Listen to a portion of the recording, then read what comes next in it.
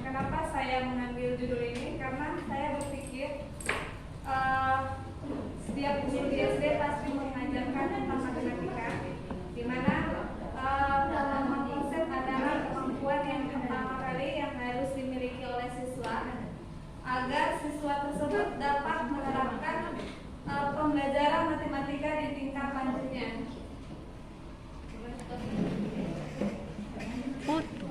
Foto. Tadi ini nggak ada foto.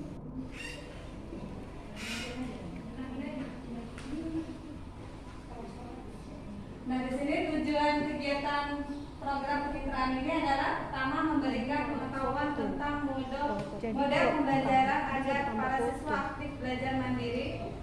Kedua, memberikan pengetahuan tentang model pembelajaran tutor sebaya. Yang kedua, guru mampu menerapkan tutor sebaya dalam proses pembelajaran, baik pembelajaran secara daring dan luring, karena mengingat sekarang proses pembelajaran masih daring dan luring. Yang ketiga, meningkatkan pemahaman guru tentang model pembelajaran. Yang keempat, meningkatkan kemampuan pemahaman konsep matematis siswa melalui tutor sebaya. Nah, di sini kemampuan pemahaman konsep adalah kemampuan atau penguasaan materi dan kemampuan siswa dalam memahami, menyerap, menguasai hingga mengaplikasikan dalam pembelajaran matematika. Jadi, kemampuan pemahaman konsep ini tidak hanya memahami rumus-rumus seperti penjumlahan, pengurangan, perkalian atau FPB dan KPK. Nah, semua itu kan saling keterkaitan. Jadi akhirnya siswa dapat mengaplikasikan pembelajaran matematika dengan pembelajaran berikutnya. Adapun indikator yang dapat digunakan untuk pemahaman konsep matematis ini, yang pertama, menyatakan ulang konsep yang telah dipelajari.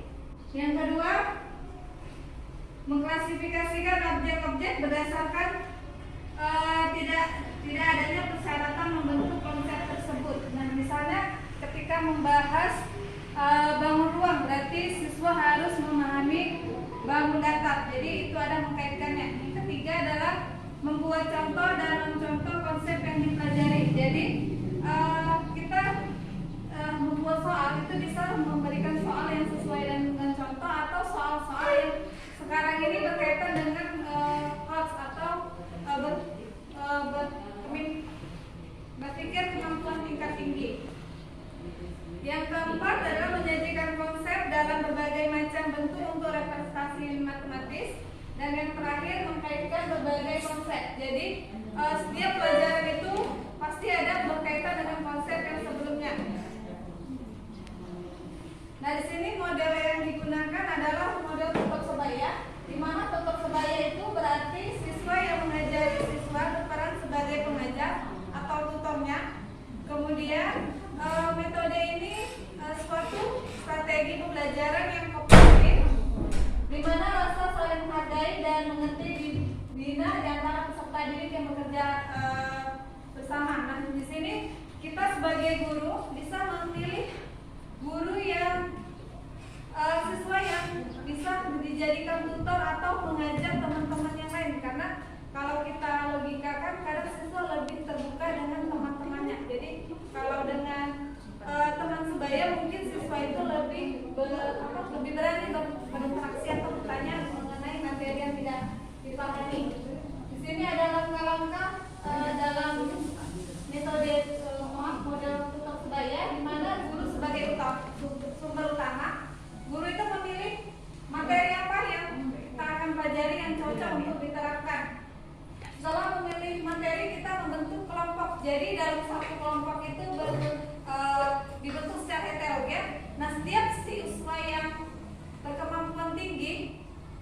dijadikan tutor dan dia menjadikan menjelaskan materi atau menjelaskan tugas dengan siswa yang lain. Kemudian memberikan waktu untuk persiapan sehingga siswa itu dapat memahami materi atau mengerjakan tugas yang diberikan sehingga menarik kesimpulan dan klasifikasinya.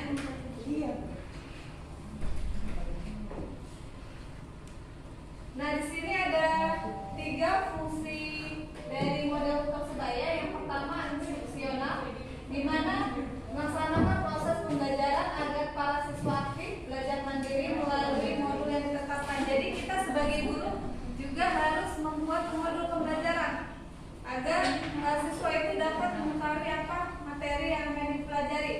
Yang kedua adalah diagnosis bimbingan, yaitu membantu para siswa yang mengalami keterlambatan dalam memahami materi berdasarkan hasil penilaian baik formatif maupun sumatif. Nah, saya sendiri pun sering menggunakan ini ketika ada mahasiswa yang sulit memahami, itu bisa belajar dari temannya. Jadi itu termasuk dari tutor sebaya. Yang ketiga adalah personal, yakni memberikan keteladanan kepada siswa seperti penguasaan materi, cara belajar, sikap dan perilaku yang tak langsung yang dapat memotivasi siswa dalam belajar mandiri dan berprestasi. Sebentar kayak angket gitu. Nah, di sini ada beberapa kelebihan dari model tutor sebaya. Yang pertama, lebih baik bagi beberapa anak yang mempunyai perasaan takut dengan dan enggan kepada gurunya. Yang kedua, bagi tutor atau yang bekerja sebagai tutoring atau pengajar itu mempunyai pengaruh konsep yang dibahas. Yang ketiga, tutor juga memberikan kesempatan untuk melatih diri dan memegang rasa tanggung jawab dan mengembang suatu tugas dan melatih kesabarannya dalam mengajari teman-temannya. Yang keempat adalah mempererat hubungan siswa Kalau saya ketikkan dengan aja di siswa grup ibu sehingga boleh mempertebal perasaan sosial. Namun linknya atau nomor ibu berapa? metode ini atau model ini Izin ya ibu, gimana enaknya aja. di mana kelemahannya adalah Ada yang siswa yang sering dibantu Nggak ada, itu kita main kurang serius ini sih, karena Ibu. berhadapan dengan teman-temannya.